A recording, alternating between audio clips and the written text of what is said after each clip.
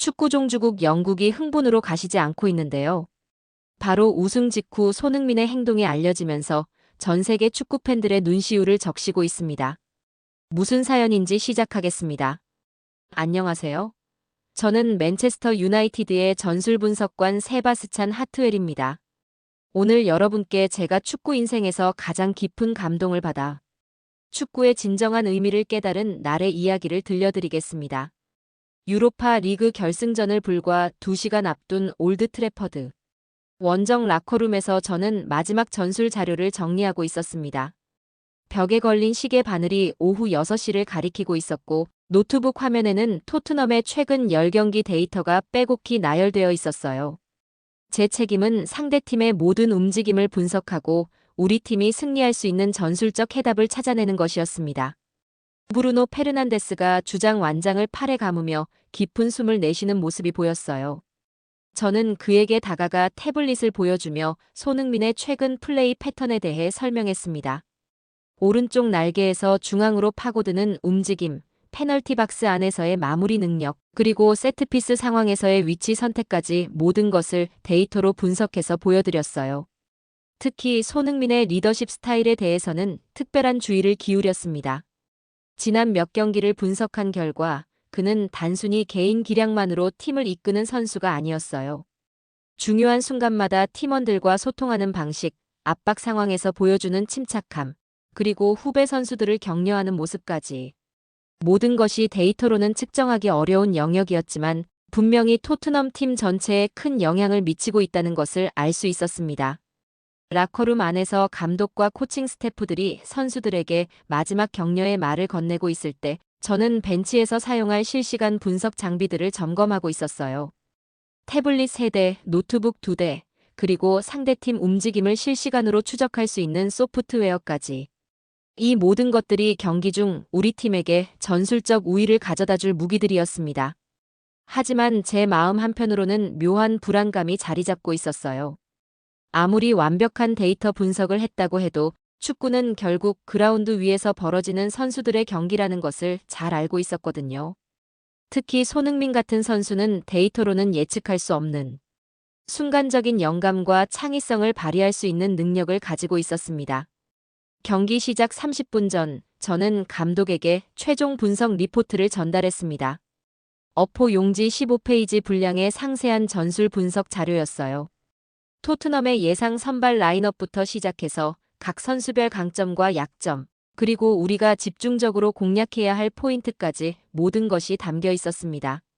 감독은 자료를 훑어보며 고개를 끄덕였고 저에게 수고했다는 말을 건넸어요. 그 순간 저는 확신했습니다. 우리가 준비한 모든 것들이 오늘 밤 빛을 발할 것이라고 말이에요. 경기가 시작되고 저는 벤치 한쪽에서 태블릿과 노트북을 펼쳐놓고 실시간 분석에 몰두했습니다. 첫 15분 동안은 우리의 분석이 정확히 들어맞고 있었어요. 손흥민은 예상했던 대로 오른쪽에서 중앙으로 파고드는 움직임을 반복했고 우리 수비수들도 준비했던 대로 대응하고 있었습니다. 하지만 축구는 정말 예측 불가능한 스포츠였어요. 제가 아무리 데이터를 분석하고 패턴을 찾아내도 한순간의 개인 기량이나 예상치 못한 상황이 모든 계획을 뒤바꿀 수 있다는 것을 다시 한번 깨닫게 되었습니다. 전반 32분 손흥민이 보여준 플레이는 제가 그동안 수집한 어떤 데이터로도 예측할 수 없는 순간이었거든요. 태블릿 화면에서 실시간으로 추적하던 선수들의 움직임이 갑자기 혼란스러워지기 시작했어요. 손흥민이 평소와는 전혀 다른 위치에서 공을 받았고 그 순간 우리 수비 라인에 작은 균열이 생겼습니다. 저는 급히 감독에게 상황을 알리려 했지만 이미 늦었어요. 토트넘의 첫 번째 골이 터져 나왔습니다. 경기가 진행되면서 저는 계속해서 상대팀의 전술 변화를 추적했어요. 하프타임에는 15분이라는 짧은 시간 동안 전반전 데이터를 분석해서 후반전 대응 방안을 제시했습니다. 우리 선수들의 움직임, 패스 성공률, 그리고 상대팀의 압박 강도까지 모든 것을 숫자로 정리해서 코칭 스태프에게 전달했어요. 후반전이 시작되고 우리는 분석 결과를 바탕으로 전술을 수정했습니다. 한때는 정말 효과가 있는 것처럼 보였어요. 우리가 동점골을 넣었을 때 저는 벤치에서 작게나마 환호성을 질렀습니다. 제가 제시한 분석이 실제로 도움이 되었다는 생각에 뿌듯함을 느꼈거든요. 하지만 기쁨은 오래가지 않았습니다. 후반 75분, 다시 한번 손흥민이 예상치 못한 움직임을 보여주었어요. 이번에는 제가 전혀 예측하지 못한 포지션에서 결정적인 역할을 했습니다. 그 순간 저는 깨달았어요. 아무리 정교한 분석을 해도 진정으로 뛰어난 선수는 데이터의 범위를 넘어서는 무언가를 가지고 있다는 것을 말이죠. 경기 종료를 알리는 휘슬이 울렸을 때 스코어보드는 3대2로 토트넘의 승리를 보여주고 있었습니다. 저는 벤치에서 일어나 장비들을 정리하면서 복잡한 심정을 감출 수 없었어요. 분명히 우리는 최선을 다해 준비했고 제 분석도 나름대로는 정확했습니다. 하지만 결과는 우리가 원하는 대로 나오지 않았어요. 그라운드 한가운데에는 브루노 페르난데스가 혼자 서 있었습니다. 주장 완장을 찬 그의 어깨가 무겁게 처져 있었고 눈을 감은 채로 고개를 숙이고 있었어요. 한 시즌 동안 팀을 이끌어온 그의 마음이 어떨지 충분히 이해할 수 있었습니다. 저 역시 전술 분석관으로서 팀에게 더 나은 정보를 제공하지 못했다는 죄책감이 밀려왔거든요. 벤치에서 바라본 브루노의 모습은 정말 안타까웠어요. 그는 90분 내내 팀을 위해 뛰었고 골도 넣었고 동료들을 격려하며 끝까지 포기하지 않았습니다. 하지만 축구는 때로는 개인의 노력만으로는 어쩔 수 없는 결과를 가져다 주기도 해요. 그 순간에 브루노가 바로 그런 상황이었습니다. 저는 태블릿 화면을 끄면서 생각했어요. 데이터와 분석만으로는 설명할 수 없는 축구의 매력이 분명히 존재한다는 것을, 그리고 때로는 그것이 우리에게 가혹한 현실을 안겨주기도 한다는 것을 말이죠. 경기가 끝나고 저는 벤치에서 장비들을 정리하면서도 계속해서 브루노의 모습을 지켜보고 있었습니다. 그라운드 한가운데 홀로 서 있는 그의 뒷모습이 유난히 쓸쓸해 보였어요. 주변에서는 토트넘 선수들이 환호하며 서로를 끌어안고 있었고 우리 선수들은 하나둘씩 터널로 향하고 있었는데 브루노만은 여전히 그 자리를 떠나지 못하고 있었습니다. 저는 전술 분석관으로서 이런 순간들을 여러 번 목격해왔어요. 중요한 경기에서 패배했을 때 선수들이 보이는 반응들을 말이죠. 어떤 선수는 분노를 표출하고 어떤 선수는 눈물을 흘리고 또 어떤 선수는 아무 표정 없이 경기장을 떠나기도 합니다. 하지만 브루노의 경우는 조금 달랐어요. 그는 마치 시간이 멈춘 듯 움직이지 않고 있었습니다. 그때였습니다. 토트넘 진영에서 한 명의 선수가 천천히 걸어오는 것이 보였어요. 처음에는 누구인지 정확히 알 수 없었는데 가까워질수록 그 선수가 손흥민이라는 것을 알 수 있었습니다. 저는 순간적으로 의아했어요. 승리한 팀의 주장이 패배한 상대팀 주장에게 다가간다는 것이 그리 흔한 일은 아니거든요. 보통은 동료들과 함께 승리의 기쁨을 나누는 것이 일반적이니까요. 손흥민의 걸음걸이는 매우 조용했습니다. 주변의 환호성과 플래시가 터지는 소리들 사이에서도 그의 발걸음만큼은 차분하고 신중해 보였어요. 마치 의도적으로 소음을 피해 조용히 다가가는 것처럼 느껴졌습니다. 저는 무의식적으로 태블릿을 내려놓고 그 장면에 집중하게 되었어요. 브루노는 여전히 눈을 감고 있었기 때문에 손흥민이 다가오는 것을 알지 못하고 있었습니다. 하지만 손흥민이 그의 앞에 멈춰 섰을 때 브루노는 마치 누군가의 존재를 느낀 듯 천천히 고개를 들었어요. 두 주장이 마주보는 순간 저는 벤치에서도 그들 사이에 흐르는 묘한 긴장감을 느낄 수 있었습니다. 손흥민은 말을 하지 않았어요. 대신 그는 브루노를 조용히 바라보면서 고개를 가볍게 끄덕였습니다. 그 작은 제스처 속에는 승부를 떠나서 한 선수가 다른 선수에게 보내는 존중의 마음이 담겨 있는 것처럼 보였어요. 브루노 역시 말없이 손흥민을 바라보았고 그의 표정에서는 의외라는 감정을 읽을 수 있었습니다. 그리고 다음 순간 손흥민이 팔을 벌렸습니다. 그 동작은 매우 자연스러우면서도 진심이 담겨 있었어요. 승리한 선수가 패배한 선수에게 보내는 위로의 포옹이었지만 그 안에는 단순한 매너나 형식적인 제스처를 넘어서는 무언가가 있었습니다. 저는 그 순간을 지켜보면서 가슴이 뭉클해지는 것을 느꼈어요. 브루노는 잠시 주저하는 듯 했지만 곧 손흥민의 포옹을 받아들였습니다. 두 선수가 껴안는 모습을 보면서 저는 축구라는 스포츠가 가진 또 다른 면을 발견할 수 있었어요. 경쟁과 승부를 넘어서서 서로를 이해하고 존중하는 스포츠맨십의 진정한 의미를 말이죠. 손흥민은 브루노를 꽉 껴안지 않았어요.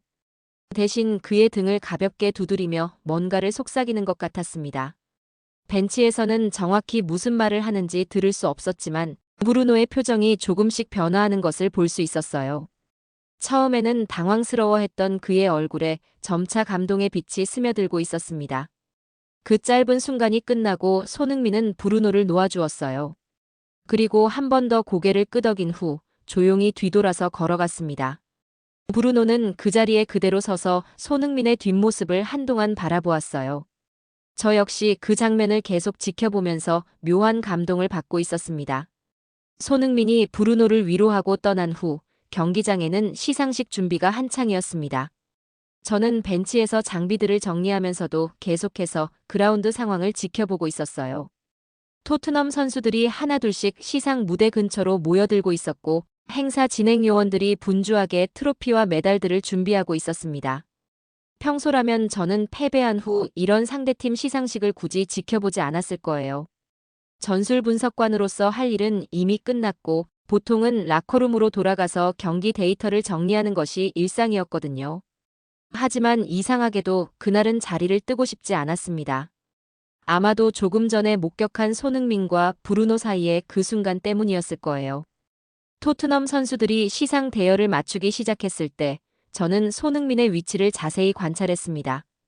주장인 그가 어디에 서는지 어떤 모습을 보이는지가 궁금했어요. 그런데 의외였습니다. 손흥민은 맨 앞이 아니라 가장 뒤쪽에 서 있었거든요. 보통 주장이라면 팀을 대표해서 앞쪽에 서는 것이 일반적인데 말이죠. 처음에는 단순히 행사 진행 순서상 그런 것이라고 생각했어요. 아니면 손흥민 개인의 성격상 동료들을 먼저 세우고 본인은 뒤로 물러서는 것일 수도 있다고 여겼습니다.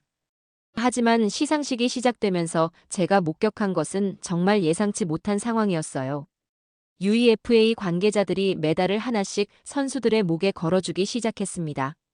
맨 앞에 선 선수부터 차례대로 메달을 받았고 각 선수들은 환한 미소를 지으며 동료들과 기쁨을 나누고 있었어요. 저는 벤치에서 그 모습을 지켜보면서 복잡한 심정이었습니다. 부러우면서도 한편으로는 축하해주고 싶은 마음이 들었거든요. 그런데 시상식이 진행될수록 이상한 일이 벌어지고 있다는 것을 알게 되었어요. 메달을 받는 선수들의 수를 세어보니 준비된 메달의 수량이 부족할 것 같다는 생각이 들었습니다. 저는 전술 분석관으로서 늘 세심한 관찰을 하는 습관이 있었기 때문에 이런 디테일도 놓치지 않고 확인하고 있었어요. 과연 제 예상이 맞았습니다. 시상식 담당자가 메달 박스를 확인하더니 당황하는 표정을 짓기 시작했어요. 분명히 수량을 잘못 계산한 것 같았습니다. 그리고 가장 마지막에 서 있던 손흥민에게 차례가 왔을 때 더 이상 줄 메달이 남아있지 않았어요. 그 순간 저는 벤치에서 일어날 뻔했습니다. 이런 일이 있어도 되는 건가 하는 생각이 들었거든요. 토트넘의 주장이자 팀에서 가장 오래 뛰어온 선수가 그것도 유로파 리그 우승이라는 역사적인 순간에 메달을 받지 못한다는 것이 말이 안 된다고 생각했어요. 행사 진행에 분명히 문제가 있었던 것이죠. 시상식 담당자들이 서로 당황하며 대화를 나누고 있었고 일부 토트넘 선수들도 상황을 파악하고 의아해하는 표정을 짓고 있었습니다. 분명히 누군가는 항의를 하거나 문제를 제기할 것이라고 예상했어요. 특히 손흥민 본인이라면 당연히 그럴 권리가 있다고 생각했습니다. 하지만 손흥민의 반응은 완전히 예상 밖이었어요. 그는 상황을 파악한 후에도 전혀 당황하거나 불쾌해하는 기색을 보이지 않았습니다. 오히려 담당자들을 향해 괜찮다는 듯이 손을 흔들어 보였어요. 마치 이런 일이 별로 중요하지 않다는 것처럼 말이죠. 그리고 손흥민이 한 말을 들었을 때 저는 정말 깜짝 놀랐습니다. 그는 담당자들에게 메달은 오늘 경기에 출전하지 못했지만 벤치에서 함께 응원해준 동료들과 부상으로 경기에 참여하지 못한 팀원들이 받아야 한다고 말했어요. 자신은 메달이 없어도 전혀 상관없다면서 말이죠. 손흥민의 그 말을 듣는 순간 저는 정말 충격을 받았습니다. 벤치에서 지켜보던 제가 들을 수 있을 정도로 또렷하게 전해진 그 말은 단순한 겸손이나 예의가 아니었어요. 그것은 진정한 리더만이 할 수 있는 선택이었습니다. 저는 전술 분석관으로서 수많은 경기를 지켜봤고 여러 팀의 주장들을 관찰해왔지만 이런 모습은 처음 보는 것이었어요. 시상식 담당자들은 손흥민의 말에 더욱 당황하는 기색을 보였습니다. 분명히 그들도 이런 상황을 예상하지 못했을 거예요. 주장이 자신의 메달을 포기한다는 것, 그것도 팀 역사상 첫 번째 유럽 대회 우승이라는 중요한 순간에 말이죠. 하지만 손흥민의 표정과 어조에서는 진심이 느껴졌어요. 그는 정말로 자신보다는 다른 팀원들을 먼저 생각하고 있었습니다. 그 순간 저는 깨달았어요. 손흥민이 평소 토트넘에서 어떤 존재였는지, 그리고 왜 그가 팀의 진정한 리더로 인정받고 있는지를 말이죠. 제가 그동안 데이터로만 분석했던 그의 리더십은 이런 순간에 진정한 모습을 드러내고 있었습니다. 통계나 수치로는 절대 측정할 수 없는 영역이었어요. 토트넘의 다른 선수들도 상황을 파악하기 시작했습니다. 몇몇 선수들은 자신들이 받은 메달을 손흥민에게 주려고 하는 모습도 보였어요. 하지만 손흥민은 고개를 저으며 그들을 말렸습니다. 대신 벤치에 있던 후보 선수들과 부상으로 경기에 참여하지 못한 동료들을 가리키며 그들이야말로 이 메달을 받을 자격이 있다고 말했어요. 저는 그 장면을 보면서 가슴이 뭉클해졌습니다. 축구는 11명이 뛰는 스포츠지만 실제로는 훨씬 많은 사람들의 노력과 희생이 있어야 가능한 팀 게임이라는 것을 손흥민은 누구보다 잘 알고 있었던 거예요. 경기에 출전하지 못한 선수들의 마음, 벤치에서 동료들을 응원한 선수들의 노고를 그는 잊지 않고 있었습니다. 행사 진행 요원들이 급히 대안을 찾아보려 노력했지만 추가 메달을 구하기는 어려운 상황이었어요. 시간도 촉박했고 이미 시상식은 진행 중이었거든요.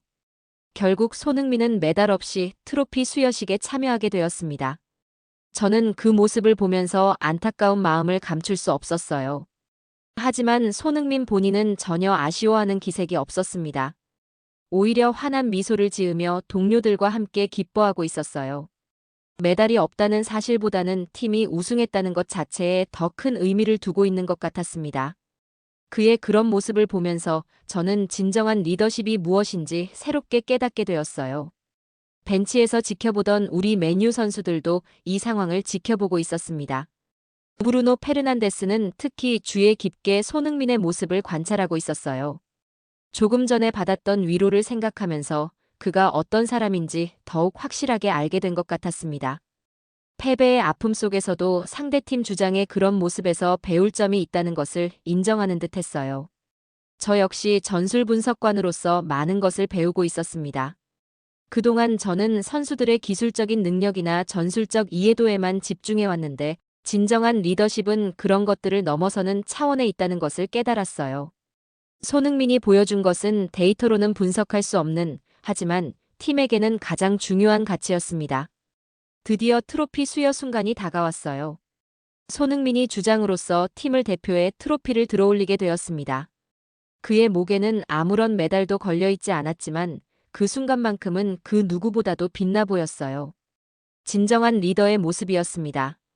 손흥민이 빈 목으로 트로피를 들어올리는 순간 저는 우리 맨유 벤치의 분위기가 미묘하게 변화하는 것을 느낄 수 있었습니다. 처음에는 패배의 아쉬움과 분노로 가득했던 라커룸과 벤치 분위기가 점차 다른 감정으로 바뀌어 가고 있었어요. 그것은 존경이었습니다. 비록 상대팀이었지만 손흥민이라는 한 선수가 보여준 진정한 리더십에 대한 순수한 감동이었어요. 브루노 페르난데스가 가장 먼저 변화를 보였습니다. 조금 전까지만 해도 패배의 충격으로 고개를 숙이고 있던 그가 손흥민의 모습을 지켜보면서 서서히 고개를 들기 시작했어요. 저는 전술 분석관으로서 선수들의 심리 상태 변화를 관찰하는 것도 중요한 업무 중 하나였는데 브루노의 표정에서 패배감보다는 오히려 배움에 대한 의지를 읽을 수 있었습니다. 마르쿠스 레시퍼드와 폴 포그바도 마찬가지였어요. 처음에는 자신들의 플레이를 되돌아보며 후회하는 모습이었는데 손흥민의 메달 양보 장면을 목격한 후로는 뭔가 다른 생각에 잠겨 있는 것 같았습니다. 특히 레시퍼드는 조용히 고개를 끄덕이며 무언가 깊이 생각하고 있는 표정이었어요. 감독도 예외가 아니었습니다. 평소라면 패배 후에는 즉시 라커룸으로 향해 전술적 문제점들을 분석하고 선수들과 대화를 나누는 것이 일상이었는데 그날은 달랐어요. 감독 역시 손흥민의 모습을 한참 동안 지켜보고 있었습니다. 그의 얼굴에서는 축구 감독으로서 30년간 쌓아온 경험 속에서도 쉽게 볼 수 없었던 장면을 목격했다는 놀라움이 느껴졌어요. 코칭 스태프들 사이에서도 작은 대화들이 오가기 시작했습니다. 어시스턴트 코치가 저에게 조용히 말했어요. 저런 선수를 상대로 경기했다는 것 자체가 영광이라고 말이죠. 골키퍼 코치도 고개를 끄덕이며 손흥민 같은 리더를 둔 토트넘이 부럽다고 속삭였습니다. 패배한 팀의 코칭 스태프가 상대팀 선수를 칭찬한다는 것이 조금 이상해 보일 수도 있었지만 그 순간만큼은 모든 것이 자연스러웠어요.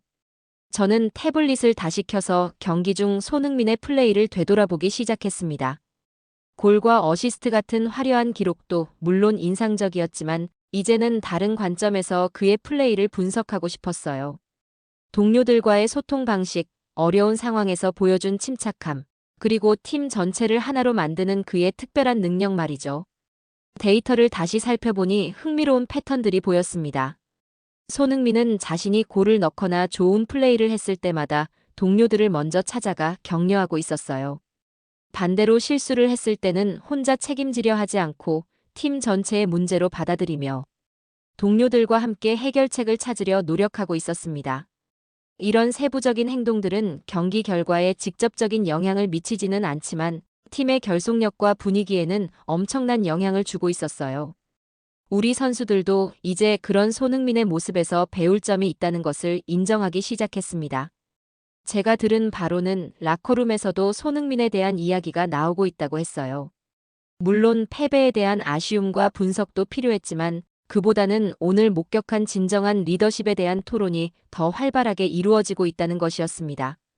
브루노는 특히 감명을 받은 것 같았어요. 그는 몇몇 동료들에게 손흥민이 자신에게 건넨 위로의 말들을 전하고 있었습니다. 그 과정에서 우리 팀 전체가 손흥민이라는 선수, 그리고 그가 보여준 스포츠맨십에 대해 깊이 생각해보게 되었어요. 패배는 분명히 아쉬웠지만 그 아쉬움보다 더 큰 가치를 배울 수 있었던 하루였습니다. 저는 그날 밤 호텔에서 경기 분석 리포트를 작성하면서 특별한 섹션을 하나 추가했습니다. 기술적, 전술적 분석 외에 리더십과 팀워크라는 항목을 만들어 손흥민의 행동들을 정리했어요. 앞으로 우리 팀이 참고해야 할 소중한 자료가 될 것이라고 확신했습니다. 트로피를 들어올리는 손흥민의 모습을 지켜보면서 저는 축구라는 스포츠에 대한 제 인식이 완전히 바뀌고 있다는 것을 느꼈습니다. 그동안 전술 분석관으로서 저는 모든 것을 숫자와 데이터로 판단하려 했어요. 패스 성공률, 점유율, 슈팅 횟수, 거리별 득점 확률까지. 하지만 그날 손흥민이 보여준 것은 어떤 통계로도 측정할 수 없는 가치였습니다. 빈 목으로 트로피를 들어올리는 그의 모습에서 저는 진정한 승리가 무엇인지 깨달을 수 있었어요. 스코어보드의 숫자, 트로피의 개수, 개인 기록들보다 훨씬 더 중요한 것이 있다는 것을 말이죠. 그것은 바로 팀원들을 얼마나 사랑하고 아끼느냐, 그리고 그들을 위해 자신을 희생할 수 있느냐 하는 것이었습니다. 저는 제가 분석했던 수많은 주장들을 떠올려 보았어요. 카리스마 넘치는 리더, 강력한 리더십으로 팀을 이끄는 주장들, 개인 기량이 뛰어나 혼자서도 경기를 바꿔놓을 수 있는 선수들까지. 하지만 손흥민처럼 자신의 영광을 기꺼이 포기하고 동료들을 먼저 생각하는 리더는 처음 봤어요. 이것이야말로 진정한 리더십의 핵심이라는 생각이 들었습니다. 메달 하나가 없다고 해서 손흥민의 우승이 덜 의미 있어지는 것은 아니었어요. 오히려 그 빈 목이 더 큰 이야기를 담고 있었습니다. 진정한 리더는 자신이 가장 마지막에 서는 사람이라는 것, 동료들의 기쁨이 자신의 기쁨보다 우선한다는 것, 그리고 개인의 영광보다는 팀의 성공을 더 소중히 여긴다는 것을 말이죠. 그 순간 저는 우리 메뉴가 왜 패배했는지도 조금 더 명확하게 이해할 수 있었습니다. 물론 전술적인 실수나 개인 기량의 차이도 있었겠지만 가장 큰 차이는 팀워크와 결속력에서 나왔을 거라는 생각이 들었어요. 손흥민 같은 리더가 있는 팀과 그렇지 않은 팀의 차이는 경기 결과에도 분명히 영향을 미쳤을 것입니다. 저는 브루노를 다시 한번 바라보았어요. 그도 분명히 훌륭한 주장이었습니다. 기술적으로도 뛰어나고 팀에 대한 책임감도 강했어요. 하지만 손흥민이 보여준 그런 무조건적인 희생과 배려는 아직 부족했던 것 같았습니다. 물론 이것은 브루노만의 문제가 아니었어요. 저를 포함한 우리 모두가 배워야 할 점이었습니다. 관중석에서는 여전히 토트넘 팬들의 환호가 계속되고 있었지만 저에게는 그 소음조차 멀게 느껴졌어요.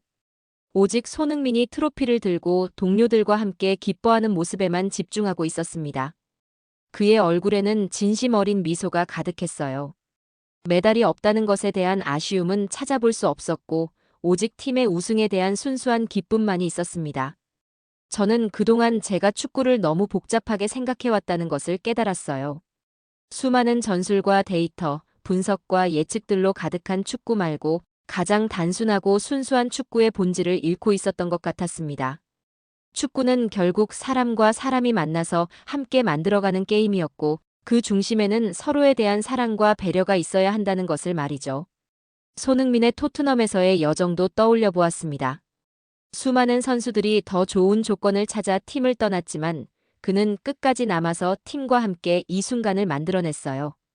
그 과정에서 얼마나 많은 비난과 의심을 견뎌야 했을지, 얼마나 많은 유혹을 뿌리쳐야 했을지 상상이 되지 않았습니다. 하지만 그는 포기하지 않았고 결국 이런 결과로 보답받게 되었어요. 저는 제 노트북을 열어서 새로운 분석 파일을 만들기 시작했습니다. 제목은 진정한 리더십 연구였어요. 앞으로 제가 분석하게 될 모든 팀과 선수들에게 적용할 수 있는 새로운 관점이었습니다. 기술과 전술도 중요하지만 그보다 더 근본적인 가치들을 놓치지 않도록 하기 위해서였어요. 그날 저는 비록 우리 팀이 트로피를 들지는 못했지만 그보다 훨씬 소중한 것을 얻었다고 확신할 수 있었습니다. 축구의 진정한 의미, 리더십의 본질, 그리고 팀워크의 가치에 대한 깊은 깨달음을 말이죠.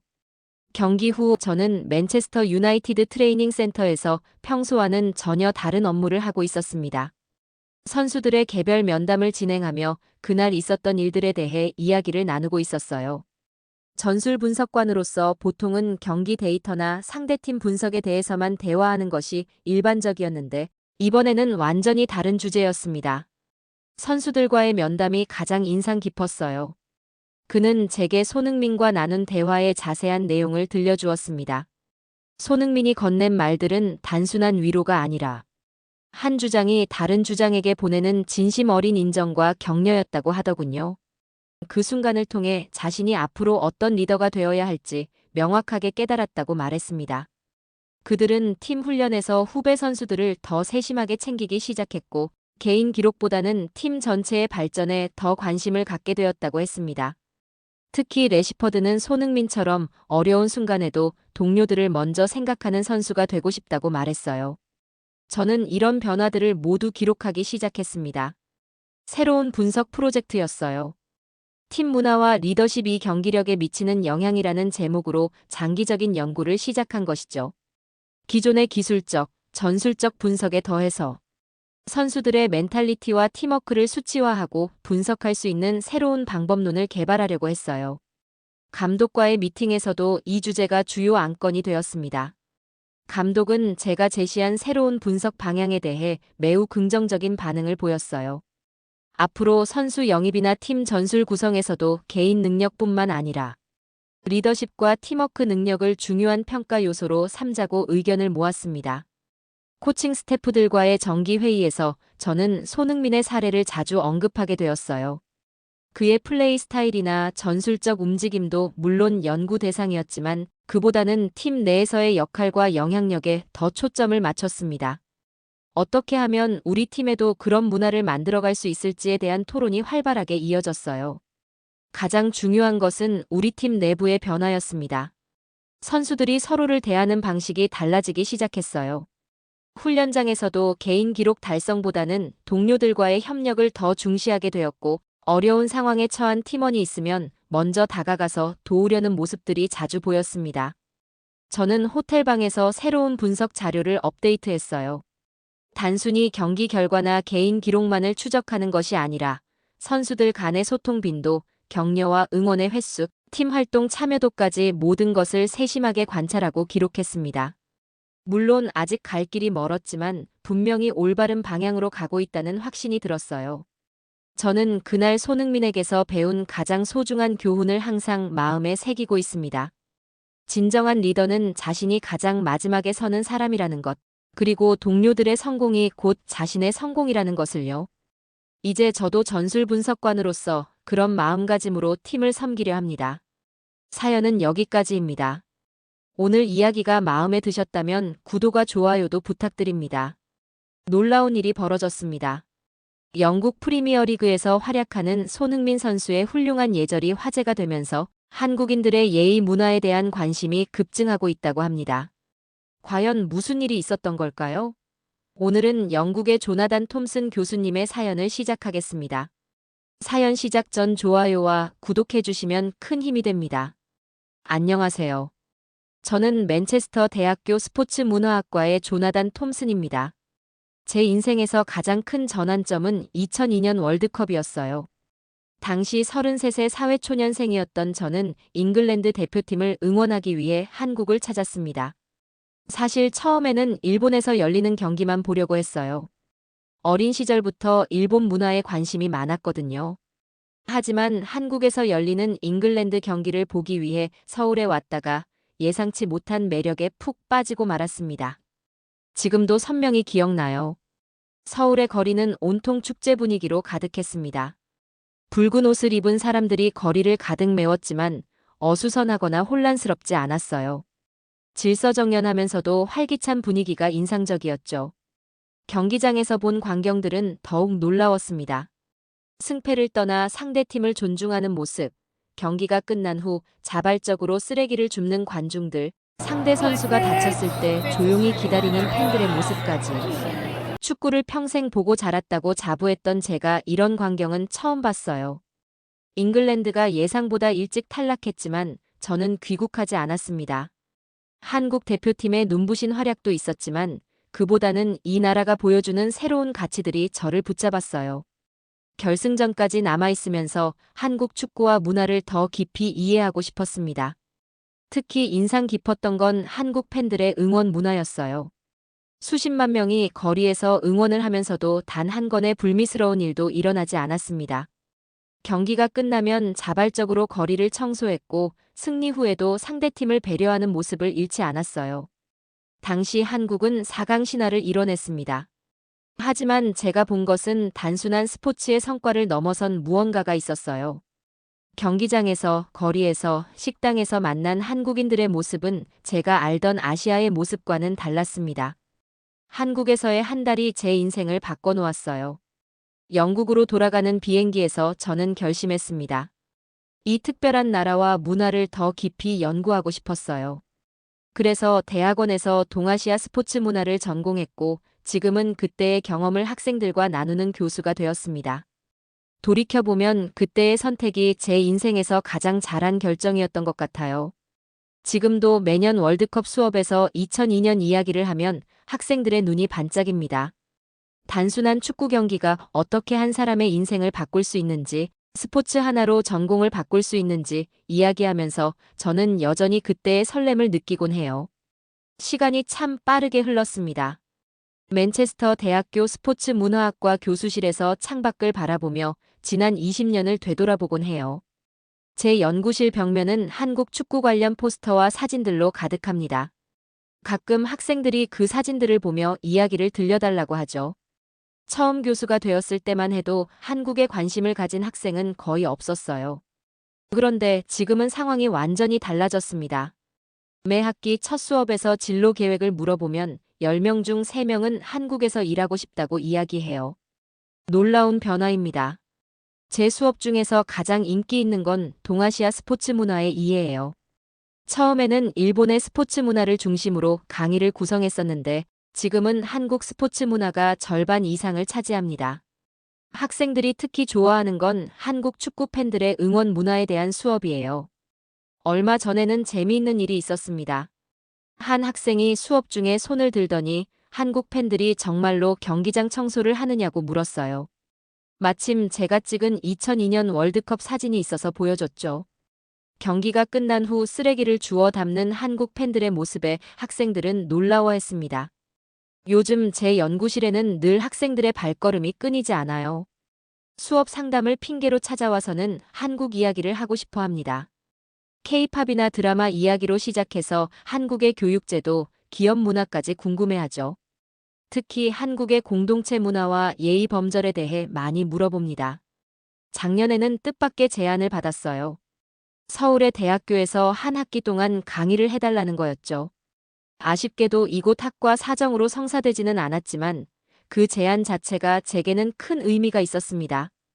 20년 전 그 축구장에서 시작된 인연이 이렇게 발전할 줄은 몰랐으니까요. 우리 대학에서는 한국학 관련 수강은 항상 인기가 많습니다. 처음에는 단순히 K-팝이나 드라마 때문에 관심을 가졌던 학생들이 점차 한국의 역사와 문화를 진지하게 공부하기 시작합니다. 특히 스포츠를 통해 본 한국 문화의 특징에 대한 논문들이 많이 나오고 있죠. 얼마 전에는 한 동료 교수가 농담처럼 말했어요. 우리 학과가 한국학과로 바뀌는 것 아니냐고요. 농담이지만 어느 정도 일리가 있는 말입니다. 실제로 우리 학과의 연구 주제 중 상당수가 한국과 관련되어 있으니까요. 가끔은 제가 이 변화의 작은 시작점이었다는 게 신기하기도 합니다. 2002년 그 여름, 단순히 축구를 보러 갔던 한 대학생이 이제는 영국에서 한국 문화를 전파하는 교수가 되어 있다니요. 하지만 이건 단순히 제 개인의 변화만은 아닙니다. 한국이라는 나라가 가진 매력이 자연스럽게 사람들의 마음을 사로잡은 거겠죠. 요즘도 가끔 그때의 사진들을 보며 생각해요. 그때 제가 느꼈던 설렘과 호기심이 이제는 제 학생들의 눈빛에서 보입니다. 제가 가장 즐겨하는 수업 중 하나는 손흥민 선수의 경기 모험을 보여주는 시간입니다. 학생들은 처음에 의아해하죠. 단순히 축구 동영상을 보는 건가 하고요. 하지만 저는 그들에게 손흥민의 플레이뿐 아니라 그의 행동 하나하나에 담긴 한국의 문화를 보라고 말해요. 벌리전에서 보여준 그 유명한 골 기억하시나요? 80m를 혼자 달려가 골을 넣은 그 장면에서 많은 사람들은 놀라운 개인기만 보았을 겁니다. 하지만 저는 골을 넣은 후 손흥민의 행동에 주목하라고 해요. 과도한 세리머니 대신 동료들을 향해 인사하고 상대 선수들과 악수하는 모습. 이런 모습이야말로 한국이 왜 동방예의지국이라 불리는지 잘 보여주죠. 우리 학과 학생 중 한 명이 최근에 재미있는 연구를 했어요. 프리미어리그 선수들의 심판 항해 장면을 분석한 건데 손흥민은 심판의 판정에 항의할 때도 항상 고개를 숙이며 예의 바른 자세를 잃지 않았다고 합니다. 영국 선수들이 격렬하게 항의하는 것과는 참 대조적이죠. 얼마 전에는 흥미로운 경험을 했습니다. 한국에서 온 교환학생이 수업을 들으러 왔는데 교실에 들어오자마자 제게 인사를 하더군요. 허리를 굽혀 공손하게요. 다른 학생들은 처음에 의아해했지만 곧 그 학생의 예의 바른 모습에 감동을 받았어요. 한국의 예의 문화는 정말 특별합니다. 어린 시절부터 자연스럽게 몸에 배는 공손함과 배려심이 인상적이에요. 지하철에서 어르신께 자리를 양보하는 것, 식사할 때 연장자를 기다리는 것, 술을 따를 때 두 손으로 받드는 것까지. 이런 작은 예절들이 모여 하나의 문화를 이루죠. 최근에는 우리 대학에서 한국의 예절 문화를 주제로 특강을 열었어요. 학생들의 관심이 뜨거웠습니다. 특히 수저를 올바르게 사용하는 법을 배울 때는 다들 진지한 표정으로 연습하더군요. 한 학생은 이런 예절이 단순한 규칙이 아니라 상대방을 배려하는 마음에서 비롯된다는 걸 이해하게 되었다고 했어요. 한국의 예의 문화는 스포츠에서도 잘 드러납니다.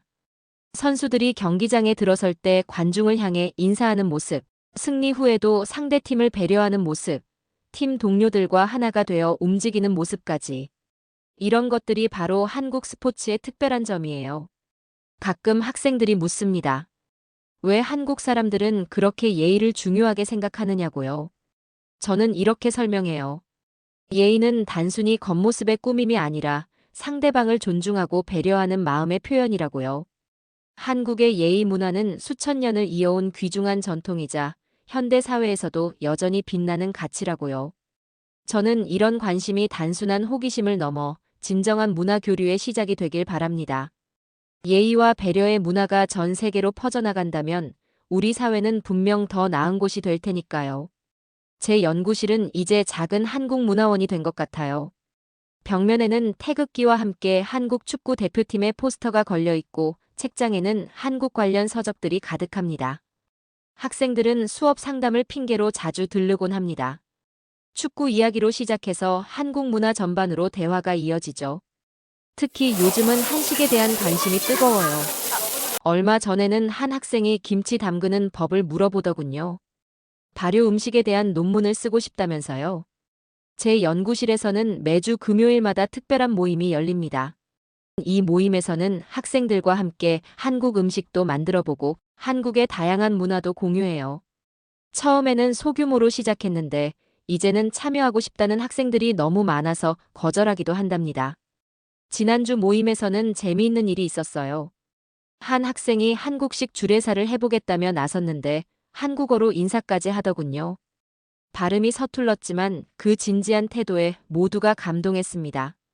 한국 문화를 단순히 배우는 것이 아니라 자신의 것으로 받아들이고 있다는 게 느껴졌어요. 최근에는 우리 학과에서 특별한 프로젝트를 시작했습니다. 한국 드라마나 한국 축구를 보며 문화를 비교하는 겁니다. 특히 한국인들이 보여주는 예의 바른 모습에 우리 학생들이 큰 감명을 받더군요. 2002년 월드컵 때만 해도 한국은 영국 사람들에게 먼 나라였습니다. 하지만 지금은 달라졌어요. 우리 학생들은 한국의 문화를 이해하고 싶어 하고 그곳에서 살아보는 것을 꿈꾸죠. 특히 인상적인 것은 한국의 문화를 이해하려 노력하는 학생들의 모습입니다.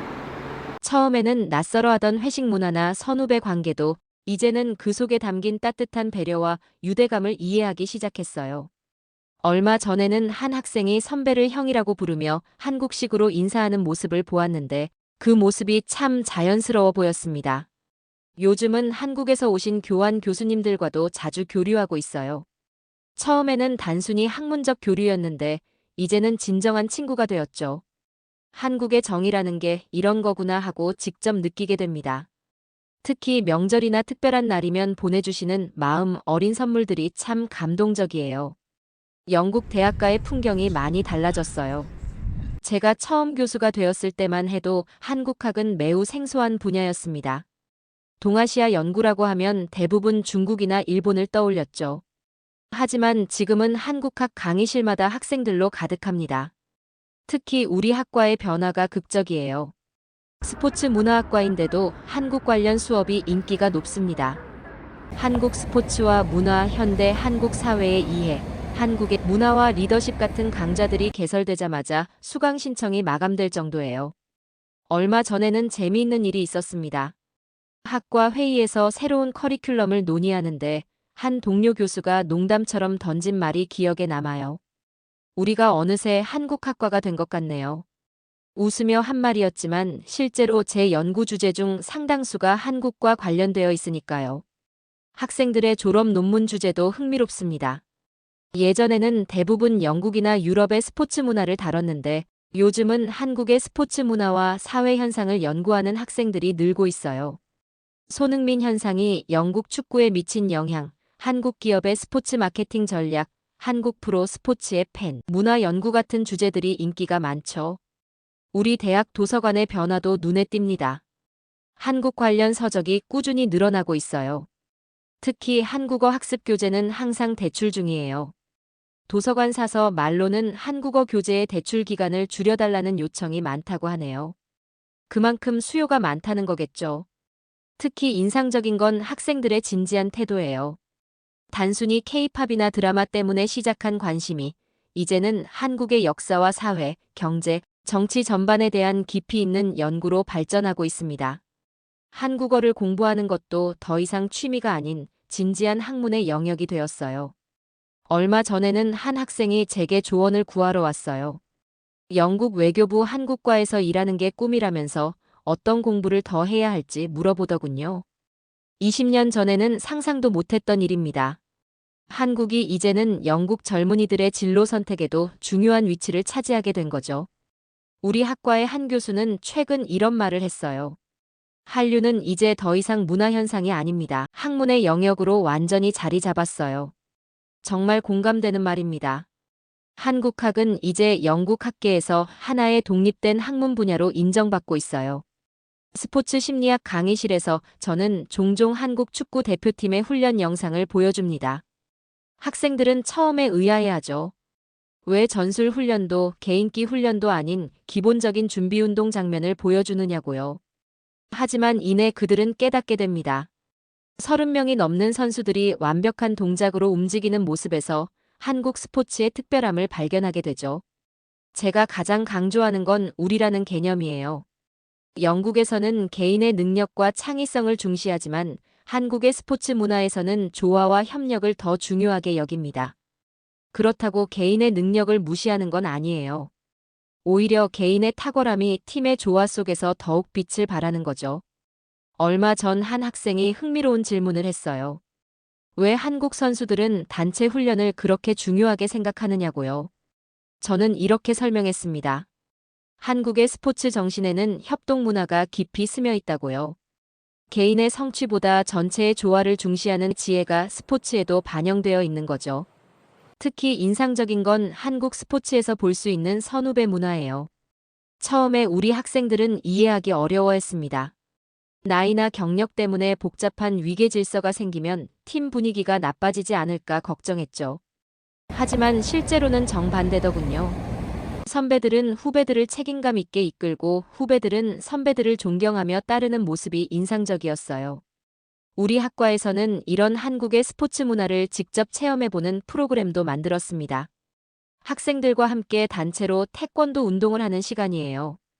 처음에는 어색해하던 학생들도 이제는 자연스럽게 서로를 배려하고 격려하는 법을 배웠죠. 심지어 운동이 끝나면 다 같이 모여 청소하는 것까지 한국의 스포츠 문화를 그대로 실천하고 있어요. 한국의 스포츠 구단들과 교류 프로그램도 계획 중에 있습니다. 우리 학생들이 한국의 프로 구단에서 인턴십을 하는 거예요. 처음에는 문화 차이 때문에 걱정했는데 오히려 학생들의 반응이 매우 긍정적이에요. 특히 팀워크와 조직 문화에서 많은 것을 배우고 싶다고 합니다. 한 학생이 한 말이 생각이 납니다. 영국에서는 항상 내가 얼마나 잘하는지를 증명해야 한다는 압박감이 있었는데 한국에서는 우리가 함께 얼마나 발전할 수 있는지를 고민하게 되었다고요. 이것이야말로 제가 학생들에게 전하고 싶었던 한국 스포츠 문화의 진정한 가치입니다. 놀라운 건 이런 경험들이 단순히 스포츠에만 국한되지 않는다는 거예요. 학생들은 이런 팀워크와 배려의 정신을 일상생활에서도 실천하기 시작했습니다. 수업 시간에 서로 돕고 과제를 함께 준비하고 선후배 간의 지식을 공유하는 문화가 자연스럽게 형성되었어요. 가끔은 한국의 교육자들과 화상회의를 하면서 의견을 나누기도 합니다. 그들은 제가 한국의 스포츠 문화를 이렇게 깊이 이해하고 있다는 사실에 놀라워해요. 하지만 저는 이렇게 말합니다. 아직도 배울 것이 많다고요. 한국의 지혜는 끝이 없으니까요. 작년에는 한국에 방문한 적이 있었습니다. 인천공항에 도착했을 때의 감동이 아직도 생생합니다. 물론 저는 주기적으로 한국을 계속 방문해왔지만 20년과 비교하자면 전혀 다른 모습입니다. 하지만 직원들의 친절함은 여전했습니다. 오히려 더 세련되어졌달까요? 영어로 자연스럽게 대화가 가능한 것은 물론이고 저와 함께 방문하신 나이가 드신 교수님을 위해 특별히 휠체어까지 준비해 주시더군요. 이번에는 초청 강연차 방문했습니다. 영국의 스포츠 문화에 대해 이야기하는 자리였어요. 하지만 솔직히 말하면 제가 더 많은 것을 배우고 왔습니다. 특히 한국 대학생들의 예의 바른 모습과 날카로운 질문들이 인상적이었어요. 강연이 끝나고 학생들과 저녁 식사를 했는데 정말 감동적이었습니다. 처음 만난 교수에게 건배 제의를 할 때도 두 손으로 잔을 들고 선배들이 후배들의 잔을 채워주고 후배들은 고개를 돌려 예의 바르게 술을 마시는 모습까지. 이런 광경을 본 영국 선배 교수는 연신 감탄사를 내뱉었어요. 서울의 거리를 걸으면서 많은 생각이 들었습니다. 20년 전과 비교하면 도시의 모습은 완전히 달라졌어요. 더 현대적이고 더 세련되어졌죠. 하지만 지하철에서 어르신께 자리를 양보하는 학생들의 모습, 길을 묻는 외국인에게 자신의 일정을 미루고 직접 안내해주는 시민들의 모습은 변함이 없었습니다. 특히 인상적이었던 건 스포츠 시설이었어요. 제가 방문한 축구장은 최첨단 시설을 갖추고 있으면서도 관중들의 매너는 여전히 훌륭했습니다. 쓰레기는 자발적으로 처리하고 상대팀 선수를 존중하고 심판 판정에도 예의 바르게 반응하는 모습이 20년 전 그대로였어요. 한국의 발전 속도는 정말 놀랍습니다. 길거리에서는 자율주행 로봇이 배달을 하고 식당에서는 디지털 메뉴판으로 주문을 하죠. 하지만 더 놀라운 건 이런 첨단 기술 속에서도 사람과 사람 사이에 따뜻한 정이 살아있다는 거예요. 제가 묵은 호텔 직원의 말이 기억에 남습니다. 퇴근 시간이 지났는데도 차 한 잔을 놓고 한국 축구의 발전에 대해 진지하게 대화를 나눴죠. 그의 축구 지식은 전문가 수준이었고 스포츠를 통한 문화 교류에 대한 견해도 깊이가 있었습니다. 한국의 대학생들은 제게 많은 질문을 했어요. 영국 축구의 역사부터 현대 스포츠 산업의 흐름까지 그들의 관심사는 매우 다양했습니다. 하지만 가장 인상적이었던 건 그들이 한국의 스포츠 문화에 대해 가지고 있는 자부심이었어요. 한국만의 고유한 가치를 지키면서도 세계적인 경쟁력을 갖추고 있다는 확신이 느껴졌습니다. 귀국을 앞두고 학생들이 저에게 편지를 건넸어요. 존경하는 교수님께 드리는 글이라면서요. 편지 내용도 감동적이었지만 더 감동적인 건 그 편지를 건네는 방식이었습니다. 두 손으로 공손히 건네며 부끄러운 듯 고개를 숙이는 모습에서 한국의 예의 문화가 얼마나 자연스럽고 아름다운지 다시 한번 느낄 수 있었어요. 한국은 변했지만 변하지 않았습니다. 초고층 빌딩 숲 속에서도 인간미가 살아있고 최첨단 기술 속에서도 전통적 가치가 숨쉬고 있어요. 이것이야말로 제가 20년 동안 학생들에게 전하고 싶었던 한국의 진정한 모습입니다. 요즘에도 제 연구실에는 한국행을 꿈꾸는 학생들의 발걸음이 이어졌습니다. 교수님, 저도 한국으로 갈 수 있을까요? 이제는 이런 질문이 일상이 되었어요. 수십 명의 제자들이 한국으로 떠나기도 했습니다. 단기 유학이나 워킹 홀리데이를 넘어 이제는 아예 한국에서 새로운 삶을 시작하려는 학생들이 늘고 있습니다. 특히 놀라운 건 이들의 진지한 태도예요. 한국어를 공부하는 것은 기본이고 한국의 역사와 문화를 깊이 이해하려 노력합니다. K-팝이나 드라마 때문에 관심을 가지기 시작했던 학생들이 이제는 한국의 기업 문화와 사회 시스템까지 연구하고 있어요. 최근에는 영국 정부에서도 특별한 제안을 받았습니다. 양국 간 문화 교류를 확대하기 위한 자문위원회에 참여해달라는 거였어요. 20년 전만 해도 상상도 못했던 일입니다. 한국이 영국의 중요한 문화적, 경제적 파트너로 자리 잡았다는 방증이겠죠. 제 제자들 중 벌써 20명이 넘는 학생들이 한국에서 새로운 삶을 시작했어요. 한국으로 귀화해서 한국 국적을 딴 제자들도 있습니다. 스포츠 관련 기관에서 일하는 친구들도 있고 IT 기업에 취직한 경우도 있습니다. 특히 기억에 남는 건 한 제자의 말이에요. 한국은 제 꿈을 위한 완벽한 곳이에요. 최첨단 기술과 따뜻한 인간미가 공존하는 나라니까요. 사실 저도 은퇴 후에는 한국에서 살고 싶다는 생각을 하고 있어요. 지난 20년을 돌아보면 참 신기합니다. 단순히 축구를 보러 갔던 여행이 제 인생을 완전히 바꿔놓았으니까요. 처음에는 일본 문화에 관심이 많았던 제가 이제는 한국 문화의 전도사가 되어 있어요. 그리고 이제 제 학생들이 새로운 한국과의 인연을 만들어가고 있습니다. 요즘 한국에 있는 제자들에게서 자주 연락이 옵니다. 한국 생활이 얼마나 만족스러운지, 새로 배운 한국 문화는 무엇인지 들려주곤 하죠. 그들의 이야기를 들으며 저는 다시 한번 확신합니다. 한국은 단순한 트렌드가 아닌 미래를 향한 새로운 가능성의 땅이라는 걸요. 영국에서도 이제 한국행을 준비하는 사람들이 늘고 있어요. 안전하고 편리한 생활, 수준 높은 의료 서비스, 24시간 깨어있는 도시의 활력. 하지만 무엇보다 중요한 건 사람과 사람 사이의 따뜻한 정이겠죠. 첨단 기술 속에서도 잃지 않은 인간미, 그것이 바로 한국의 진정한 매력이니까요. 그리고 저는 알고 있어요. 이 여정이 앞으로도 계속될 거라는 걸요. 한국이라는 나라가 가진 무한한 가능성과 함께 더 많은 사람들의 삶이 변화될 것이라는 걸요. 그래서 저는 오늘도 제 학생들에게 말합니다. 한국으로 가보세요.